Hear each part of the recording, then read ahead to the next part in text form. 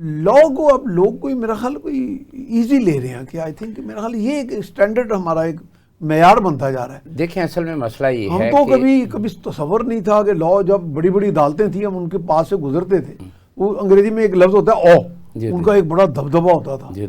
تو اب میرا خیال کہ لوگ کوئی قانون کو سمجھتے ہیں کوئی جو مرضی ہم کر لیں گے. ایکچوئل اصل میں مسئلہ تھوڑا سا یہ ہے, جیسے اگر ہم دیکھیں ہمارے یہاں جو سینٹنس کی ایوریج ہے وہ 9.5% ہے. آپ کچھ لوگ 8%, 10 آپ بتا رہے ہیں نا. تو اگر آپ کے ہاں سینٹنس کی ایوریج یہ ہوگی تو پھر لوگ یقیناً لا کو ایزی لے جائیں گے. لوگ کہیں گے کوئی بات نہیں, غلطی کر لو گے کوئی بات نہیں. دوسری بات ہے کہ ہمارے ہاں کیسز بڑے لمبے چلتے ہیں, پھر اس کے بعد اپیل ہے, پھر سیکنڈ اپیل ہے, پھر آگے ہے رویہ ریویو ہے.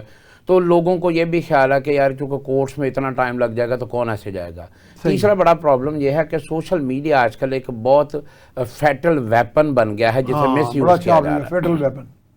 یہ فیٹل ویپن ہے کہ لوگ سمجھتے ہیں کہ دوسروں کی نظر میں کسی کو بٹرے کر لیں, کسی کو ڈیفیم کر دیں, جو مرضی کر دیں. دیکھیں سورہ حجرات میں اللہ تعالیٰ فرماتے ہیں کہ جب تم تک کوئی خبر پہنچے تو پہلے اس کی تحقیق کرو, پھر اس کو آگے پہنچاؤ. اور پھر ایک جگہ اسی سورہ میں کہا کہ کسی کو برے القاب سے نہ پکارو, اس کا مذاق نہ اڑاؤ, آیت نمبر 11 میں, کہ وہ تم سے بہتر بھی ہو سکتا ہے. تو ہمارے ہاں پرابلم یہ ہے کہ ہمیشہ جو لوگ, وہ ایک پنجابی کی کہاوت ہے, چور چکا چودھری تے گنڈی رات پردان, ٹھیک ہے, تو وہ ہوتا ہے کہ جس کی زیادہ چرب زبانی ہو جاتی ہے. ہمارے ہاں معذرت کے ساتھ ایک سیاسی جماعت بھی ہے جو چرب زبانی کے ساتھ چل رہی ہے, کارکردگی 0 بلکہ مائنس, مگر چرب زبانی کے ساتھ وہ چلتی ہے.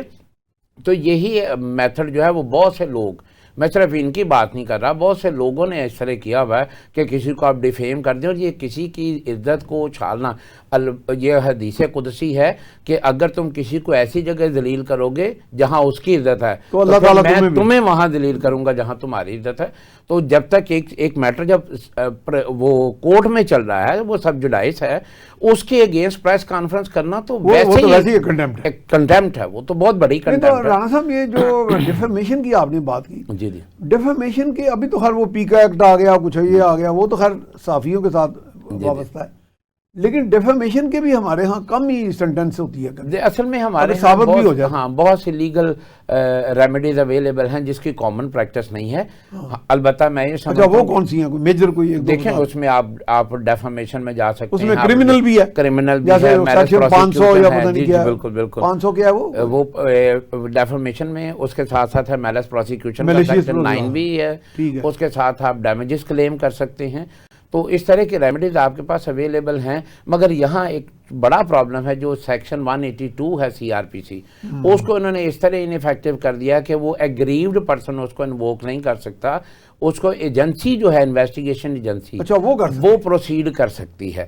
حالانکہ ہونا یہ چاہیے تھا کہ 476 CRPC اور 182 CRPC جو ہے وہ اس کو افیکٹو جو ہے, گریوڈ جو ہے, وہ بھی انووک کر سکتا ہو, وہ بھی کر سکتا ہو. وہی دیکھنا جس کی عزت رول گئی, جس کی توہین ہو گئی, جس کو آپ نے ڈیفیم کر دیا گیا. لیکن ڈیفیمیشن کا کیس پارٹیز کرتی نہیں, جو کرتی ہیں, مگر ہمارے ہاں پرابلم یہ ہے کہ میں خود ایز اے جرنلسٹ مجھے کئی ڈیفیمیشن نوٹسز آتے رہے ہیں. جی ہم نے ایک دو مقدمے بھی بھگتے تھے.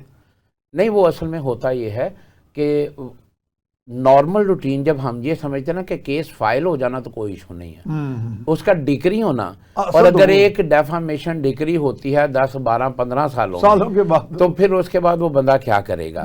تو اس وجہ سے لوگ اس طرف آتے نہیں ہیں.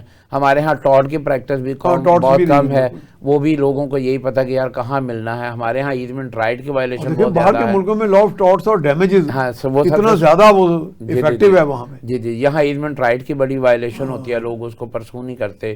نوئسنس بہت ہوتی ہے مگر لوگ اس کو پرسو نہیں کرتے. اس کی وجہ یہ ہے کہ اس کی اتنی ریمیڈی, سپیڈی ریمیڈی اویلیبل نہیں ہے. تو جو ڈیلے آف جسٹس ہے وہ ایک طرح سے ڈینائل آف جسٹس ہی کہلاتا ہے, تو اس لیے لوگ پھر اس طرف نہیں جاتے.